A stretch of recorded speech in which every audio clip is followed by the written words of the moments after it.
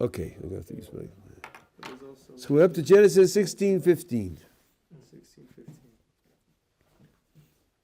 This is something I mentioned to you last time, but I wanted to see it in the Rashi.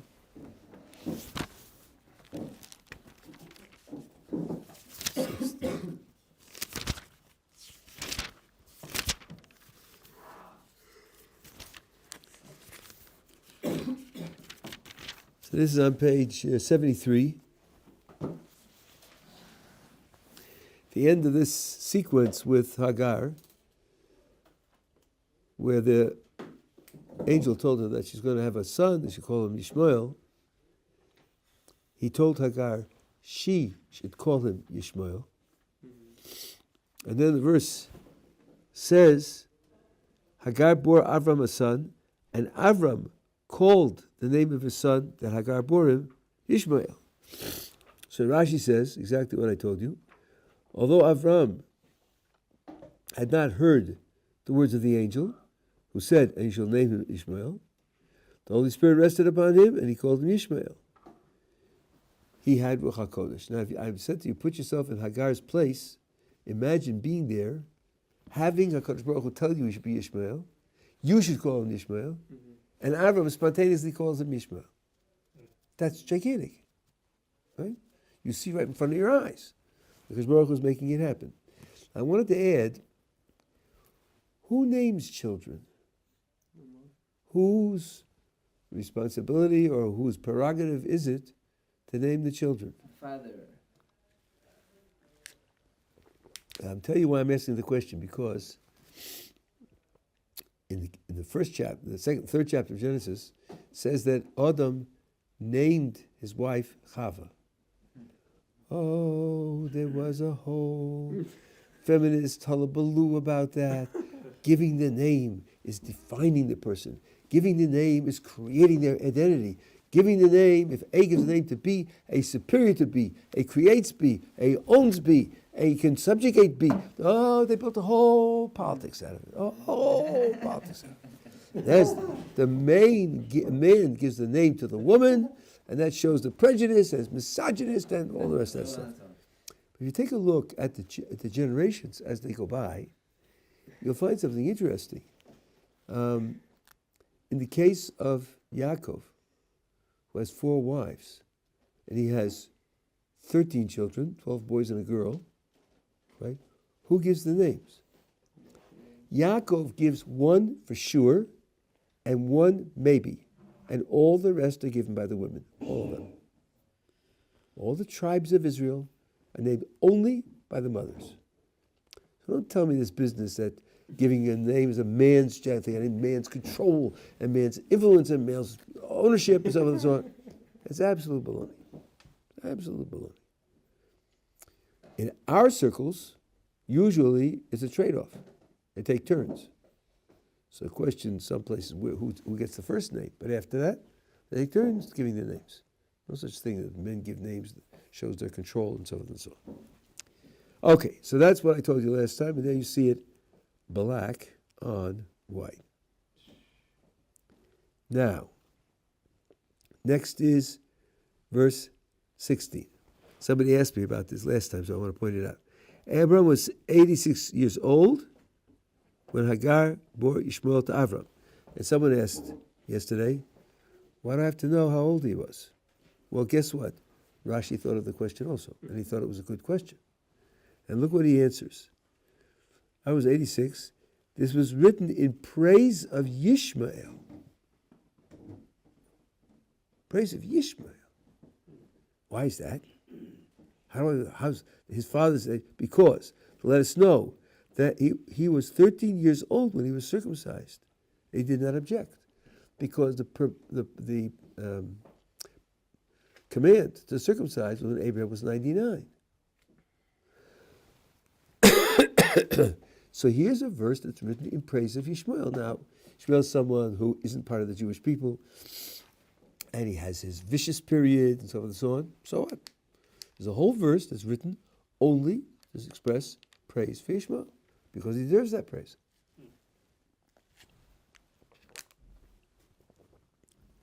Okay, now up to 17:3. So let's Let's start with chapter 17. I'll read through it, then we'll look at Rashi on 3. When Avraham was 99 years old, she appeared to Avraham and said to him, I am, it's a particular name of God, Yeshachai, walk before me and be perfect. I will set my covenant between me and you, and I will increase you most exceedingly. And then it says, so here, because Baruch Hu speaks to him. What's Abraham's response? He threw himself upon his face. Now, this phrase, throwing himself on his face, there's such a thing as prostrating yourself before God. Now, there are a lot of things to this. One is go down on your knees. Another is where you go down on your knees and bow your head down, like the Arabs do. And then there's full prostration, which means you spread out your hands and legs. What's the message in going down like that? What's the message? Any idea? Yeah. You're higher than Hashem's higher than you, showing your lowliness. Could be, but you could do that lying on your back. It's never done lying on your back. Yeah. I guess you have no control since all your limbs you just out as opposed to Totally at your mercy. Totally at your mercy. I can't defend myself. I have nothing. I'm putting myself totally at your mercy. Many cultures throughout history have had gestures like that. Why do you shake hands? Nothing in your hand. No knife, no gun, no nothing. It's an open hand. Right? Some put their hands up like this to show they have nothing in their hands. Rainbow. Why is the bow in the cloud, by the way, the word for the bow in the cloud and the word for the bow that you shoot arrows with in Hebrew is the same word.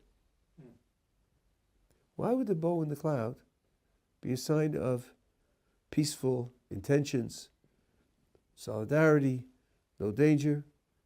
I'll tell you why. People use bows and arrows. Some had a symptom.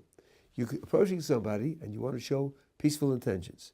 You take the bow and turn it around so that the string is facing the other guy.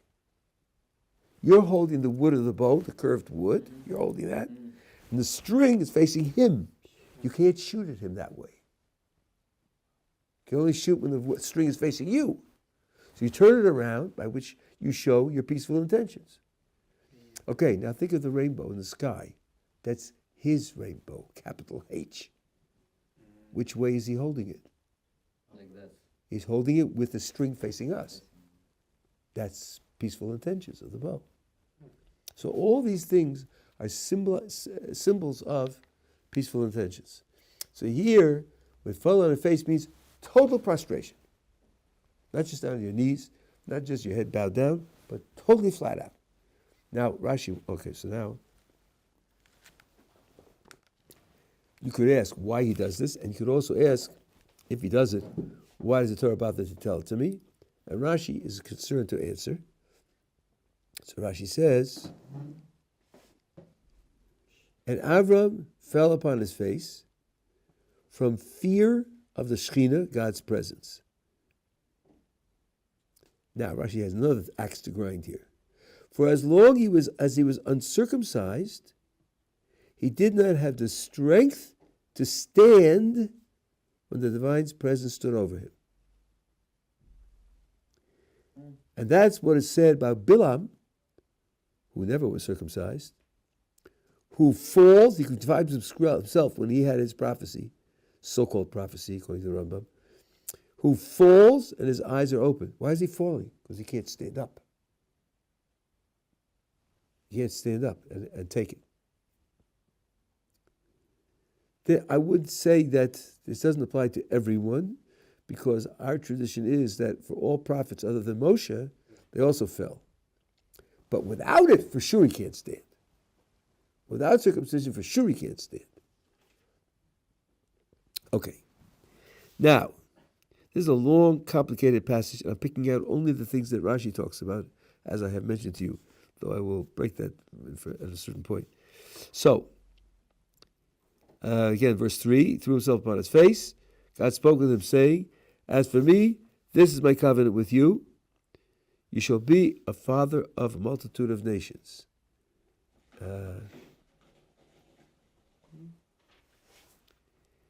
Your name shall no longer be called Avraham, your name shall be Avraham, for I have made you the father of a multitude of nations.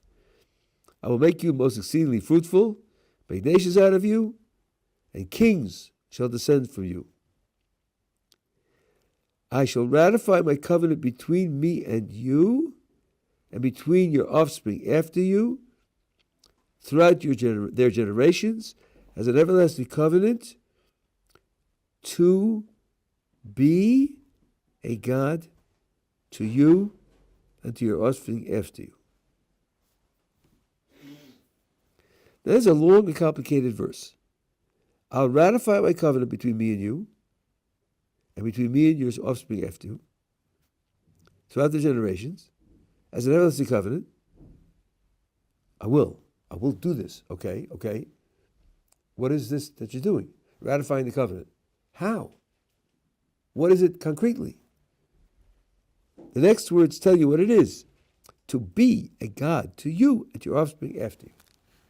So first of all, Rashi points out that is what the covenant is. That's what I want to show you here. Verse 7. Rashi says, I will establish my covenant. And what is that covenant? To be to you for a God.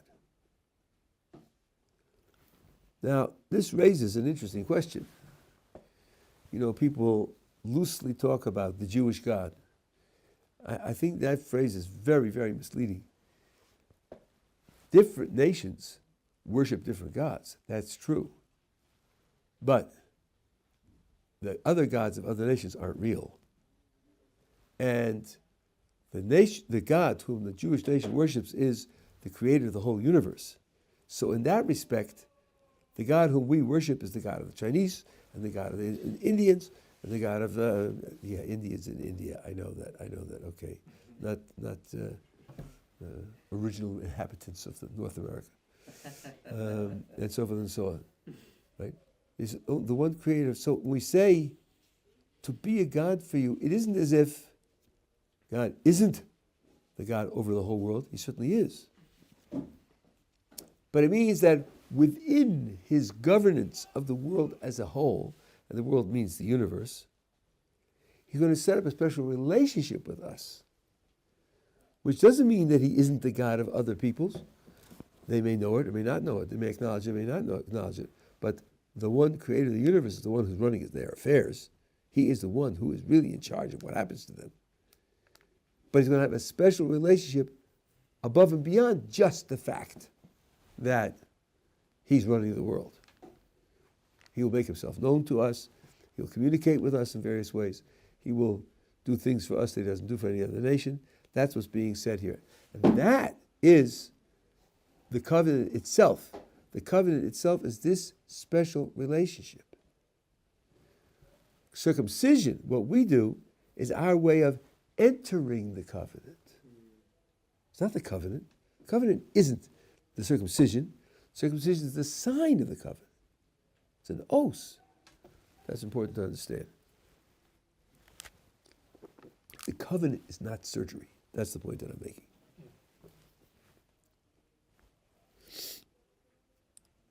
Okay.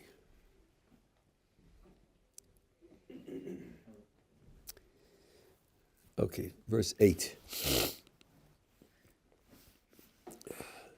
I'll give you, to you and your offspring after you, the land of your sojourns, where you've been traveling, the whole land of Canaan, as an everlasting possession, and I shall be a God unto them. So Rashi says, for an everlasting possession, and there I will be for you a God. Be to you for a God. In other words, the previous verse ended by saying, the covenant is, I will be a God to you and your descendants.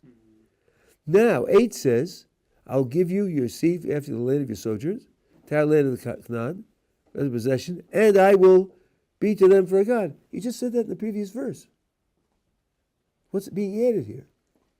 The answer is here, the geography is being added. The real relationship between God and the Jewish people is only in the land of Israel. And as I said yesterday, you heard this in the anti-Zionist yeshiva called Ohr Somayach. Right? I'm telling you that you can't really have the appropriate, designated, intended relationship with God outside the land of Israel. And Rashi finishes quoting the Midrash over there. If one dwells outside the Holy Land, it is as though he has no God. It's as if, it's a Gemara. He is if he has no God. Now, the Gemara that says it doubly. If you live in the land of Israel, it's as if you do have a God. And in the outside, it's as if you don't. Even if, the Gemara says, the city you live in the land of Israel is majority of idol worshippers, and you live there, but even so, in spite of the environment, it's as if you have a God. And if you are living outside the land of Israel, even if the city is majority of Jews, like Muncie, New York, it's as if you have no God. So the question will be, what's the as if? Since you're living a fully Jewish life. And one answer is something we touched on before, but I didn't make this point at that time. The non-Jews of the world have their affairs governed by an intermediary between them and God. A sar, an angel, was appointed to manage their affairs.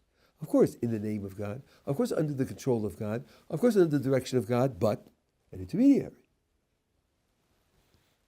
Jewish people don't have that. But according to many, in many ways, that's only when they're in the land of Israel. So one tragedy of living in New York is that the Shefa, the divine flow of energy into the world, will reach you as a Jew in New York through the American Tsar. Wow is right. Through the American intermediary, because you're living in their land. And things come into people in their land through the American intermediary. And that's a tragedy. So even if, after all, the verse, the Gemara only says is as if, not really. You're really a Jew, you count for a minyan, but it's as if, because if you look at where the divine energy, the route by which the divine energy reaches you, it reaches you the way it reaches Joe Biden, right? through the intermediary Tsar. So Rashi's quoting this Gemara, and that's, yeah, I know, okay. I shouldn't have chosen the example, huh? Okay. Try to be more careful in the future. Okay.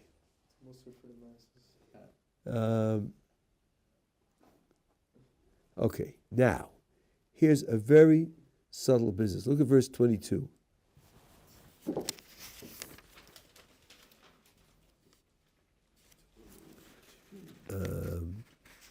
Then I'll go back. Here they have a whole conversation back and forth. And it says, and when he had finished speaking with him, when God finished speaking with Avraham, look carefully in the English here. God ascended from upon him. In Hebrew, me'al Avraham. Al is a word that you have to pay very close attention to, because al can mean on and al can mean above. Al can mean also separated horizontally. There's at least three meanings. So God is speaking to Avraham. The conversation is finished. He's leaving Avraham. Now I have ascended from Al Avraham. Why not just say he ascended from Avraham? Why say he ascended from Al Avraham? So the commentators say because he wasn't on Avraham, he was above Avraham. Because God doesn't come down to the level of a person. Almost never. So here, the fact that he says he ascends from over him or above him means to tell you that there wasn't, so to speak, a direct contact. What does Rashi say? And he finished speaking with him. God went up from above Avraham. From above, this is a euphemism used in reference to the Shekhinah. We learn that the righteous are the chariot of the omnipresent. So, Rashi's telling you here that the verse is telling you something. This is what's sometimes called tikkun sofrim, where you use a phraseology which is designed to express dignity. Designed to express dignity, but isn't literally true. When Joseph goes down to Egypt, he's down in Egypt, and when the brothers go down, they need the food, and and Joseph speaks to them. He's disguised; he's like an Egyptian. They don't recognize him, and they come back to their father Jacob in the land of Israel. They describe their experience by saying, "The master of the land spoke to us." But the word that they use for master is Adonai haaretz. Adonai is plural. It really means masters. But that's the way of showing respect. In Hebrew, you can show respect by calling a singular person with a plural noun, or plural pronoun. So there, the word is literally false, but it conveys something of honor. So now, here we have a tradition, an oral tradition, that Ha'avos Hein Hein Merkava, they are the chariot. Merkava means something that you sit in and ride on. That's what it means. To rochev, like you ride on a horse, you call it a rochev. Right? If you say that they are God's Merkava, say that directly, what you're saying, you're making almost a physical picture that he's sitting on them. Right? They're carrying him. Right? Now, in a spiritual sense, that's true. That's really what's happening. But the verse doesn't want to say it that way. It's too direct. It's too direct. So it says, God ascended from above Avraham. Not from Avraham, but from above Avraham. So that when you read the literal verse, you don't see God sitting on Avraham. But Rashi's telling you that's the truth. The truth is that whatever that conveys in spiritual terms, that's what's really happening. They carry God's presence in the world. So one little word, al, Rashi gives us that insight.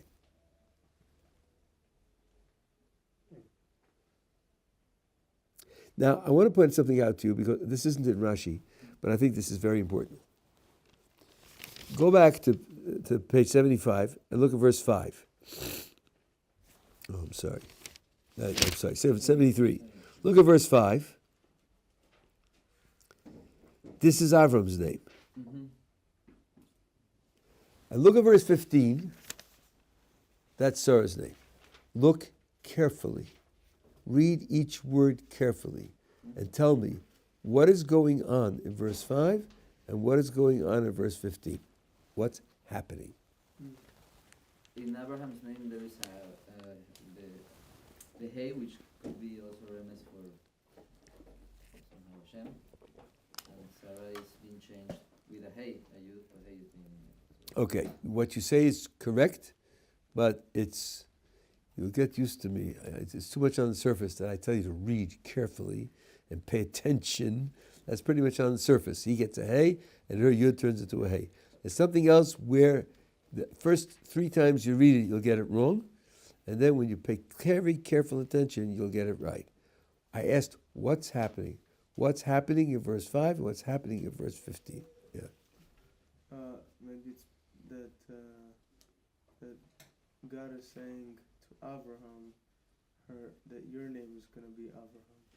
And Sarah, he's telling him also it's your wife's name. He's not speaking to her, he's speaking through him. Okay, there is a difference. This isn't so different and subtle. In the case of Avraham, God speaks to Avraham about his own name. In the case of Sarah, God speaks to Sarah about her name. That's true. That's true. That's a difference. Not very subtle. Not very difficult to see. I'm pointing at something else. Yeah. For Avraham, it's his name will become Avraham, Sarah, its name is already Sarah. That's what I wanted. Avram's name is changed. Her name isn't changed, it's revealed. It's a gigantic difference. She always was Sarah. She always was Sarah. She was called Sarai. Don't call her name Sarai because Sarah is her name. With Avram, it's quite explicit. Your name, Avraham, that you've been called up to now, no longer will you be called Avram. From now on, you'll be called Avraham. Doesn't say anything like that with Sarah at all. And if you have interest in names, you should check what happens with Jacob's name, which is a third thing. In Jacob's case, a name is added. Name isn't changed at all. So you have three different cases with names, three different effects. Just wanted to teach you to pay attention. Yeah. And also, when this dialogue ends, is when we saw that part in which we see how Hashem is like above Abraham. Is exactly when the dialogue ends, when they get this change of names or this revelation of names, is when we reach the 22. Like it's in this same dialogue, like right after all this transformation, Yes. is when we see this kind of. Yes, and I think frankly, thematically, there's a gigantic difference happening to Avraham here. That he has circumcision. That's a change in his whole physical expression. Nothing happens to her. Nothing happens to her. Right? So I think that also is part of it. Now, let's just explain briefly what you said. There's a Kli Yakar here, which is really very beautiful. So Avram gets a hay, and her yud turns into a hay. What's the numerical value of yud? 10. 10, What's the numerical value of hay? 5. Can you now say to me in one sentence what happened? 5 minutes for her and 5 plus for him. So it means a hay went from From Sarah. her to him. A hay was transferred from her to him. As the Kli Yakar says. Now, what is a hay? Well, the letter hay is associated with creativity. Eila told Shemayim v'aretz b'yibaram. This is the productions of heaven and earth when they were created. Be bar And if you look in the Torah text there, the hay of that word is small, smaller than normal letters, which means the hay is being standing out. And one of the explanations is God created the world with a hay. When there's a famine in Egypt, and the famine finally ends, and Joseph says to the people, "Here is seed, plant seed, and now it's going to take root, and you'll have a crop." He says, "Hay lachem zara, hay for you, seed to plant." The hay is the power of creativity, which means that Avraham didn't have a hay. That's why Yitzchak wasn't born. Sarah has 2 hays. She has her hay and his hay. That's why she had a yud, which is carrying around his hay. Her name was Sarah the whole time, but she's carrying around his extra hay. And now when it's transferred, her name is revealed as Sarah, and he gets now that power of creativity. You'll tell me, but Rabbi, you've got it backwards. Avraham already has a son, Ishmael. It's Sarah who's barren, not Avraham. What do you mean? He had no hay and she had 2. And the answer is, sure he had a son. He had a son who's going to be expelled. He had a son who has to be detached from the Jewish people. Not talking about any creativity here. We're talking about the creativity to create the second patriarch. Creativity to create Yitzchak. That he didn't have. She had it and he didn't have it. And by the way, having come this far, just something for you to think about. All Avraham and Yitzchak both had non-Jewish children. Jacob's considered to be in a superior position because all of his children remained Jewish. Mitatzor Shlema.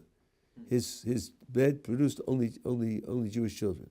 Avraham didn't have that, but Sarah did. Her only child was Yitzchak, who was Jewish and remained Jewish. So Jacob had it in the third generation. After Avraham and Yitzchak having non-Jewish children, Jacob had only Jewish children.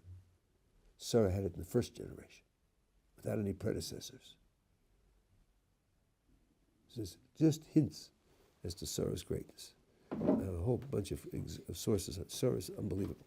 Absolutely, like in another world. Yeah. I mean, is there an explanation of why the hay gets exactly that position in the name of Abraham? Like why is after Aleph? Because it's the second and fourth letters of the proper name of God. It's a Yud and a Hey, and a Vav and a Hey. And that's just the tip of the iceberg, tip of a semi-infinite iceberg, yeah. So I just wanted to mention, so is the creative essence of hay the fact that it's like breath, like It's like what, sorry? breath, which is like the breath of life, and it says that Hashem created the world through breath, and otiyot and all that stuff. Wait. No, nowhere does it say that Hashem created the word through breath. So I should be clear. I'm not pulling from a source or anything. I'm just Right. No, he didn't. He certainly didn't. The only thing for breath was man's soul.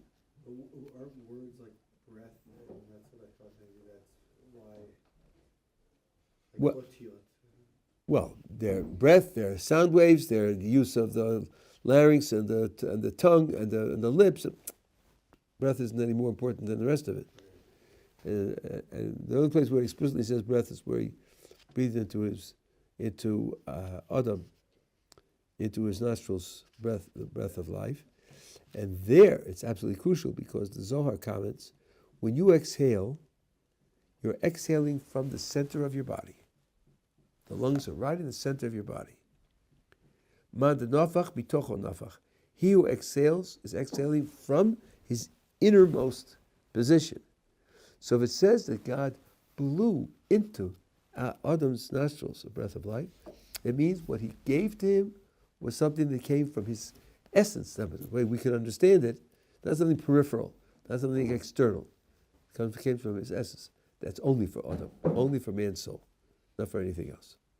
Not for the trees, not for the galaxies, not for anything else. And then the Okay. one other thing that Yeah. it's another thing I know nothing about it, maybe completely wrong about. But there was something in the Gemara about Adam, not Adam, sorry, Avraham being not, how do I say, like some sort of hermaphrodite or something along those lines. Some sort of what? Hermaphrodite. he Hermaphrodite or says, something along hermaphrodite. those lines, or shape. No, Adam. That was Adam. Okay, that was Adam. Yeah, Okay. yeah. So, I mean, we mentioned this creativity that was brought into Abraham's. I mean, I don't know if it's related somehow, but the hay, the letters before can also make the word bara, which is like also like, I don't know if there's. Which letters? Aleph, Beit, Resh can also be written in other way as bara. I mean, I don't know if there's some relation. Oh, yeah. All these things are important, but not now. Not now. Yeah. Okay. Okay. Let's see. We're up to now. Okay. Now up to 18:1.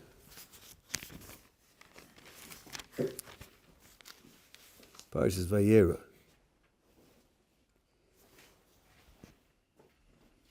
This verse has a lot.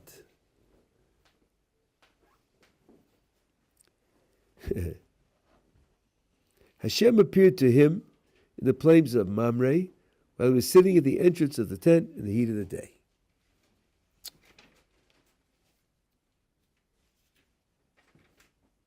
So Rashi says, and the Lord appeared to him to visit the sick. Said Rabbi Chanina, the son of Rabbi Chama, Rabbi Chanina, it was the third day of her circumcision, and the Holy One, blessed be He, came and inquired about his welfare.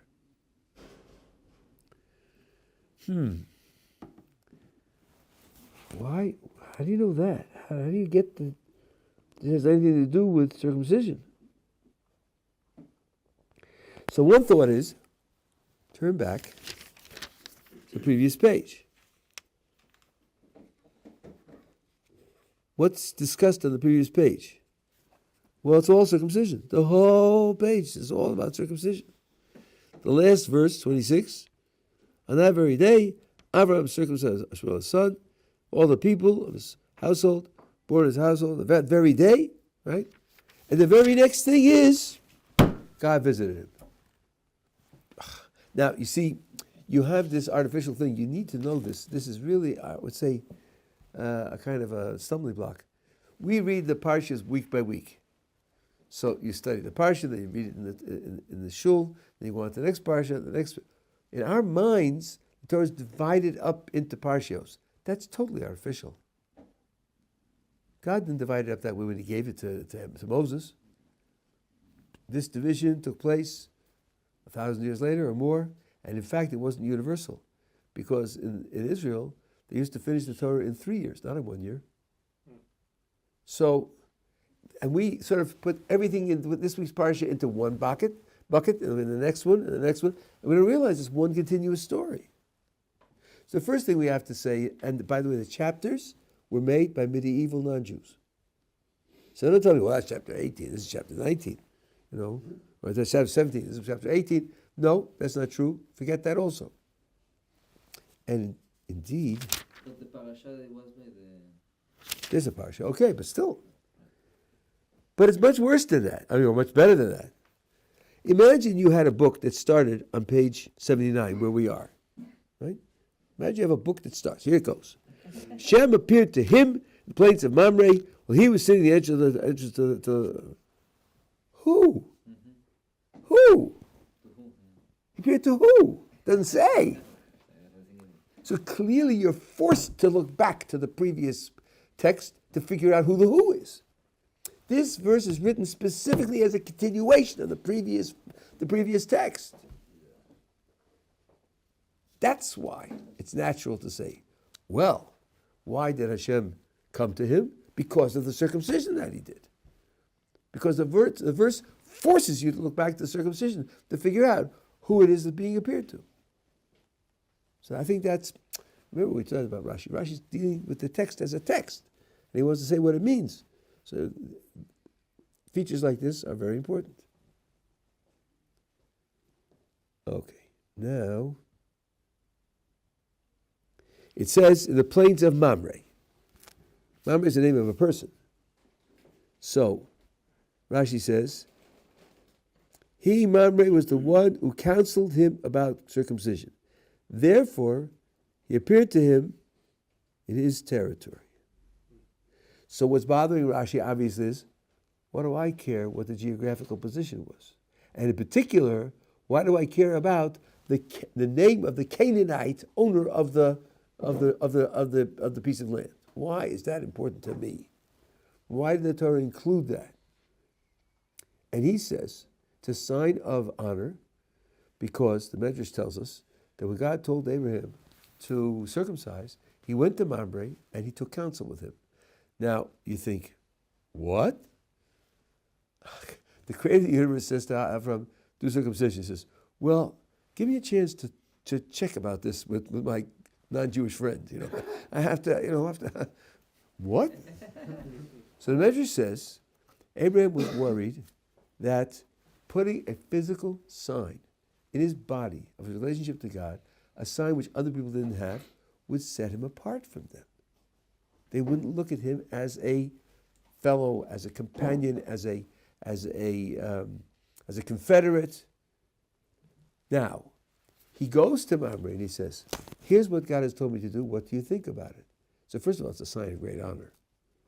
And Mamre says to him, God told you to do it. By all means, you should do it. And that being the case, it's not going to be a barrier because of what Abraham did. Of course, if Mamre had said not to do it, he would have done it anyway. But doing it this way means that he avoided the consequence of its being a barrier. So now Mamre, with whom he consulted, who treated him, and by extension treated God with dignity and with appropriate honor, he gets a reward. The Torah wrote words to say that this appears to place in the place of Mamre, so that people will know that Mamre was a good person. So the Torah is has a concern for everybody. It's not a story about the elite and everybody else doesn't count. Everybody gets his recognition.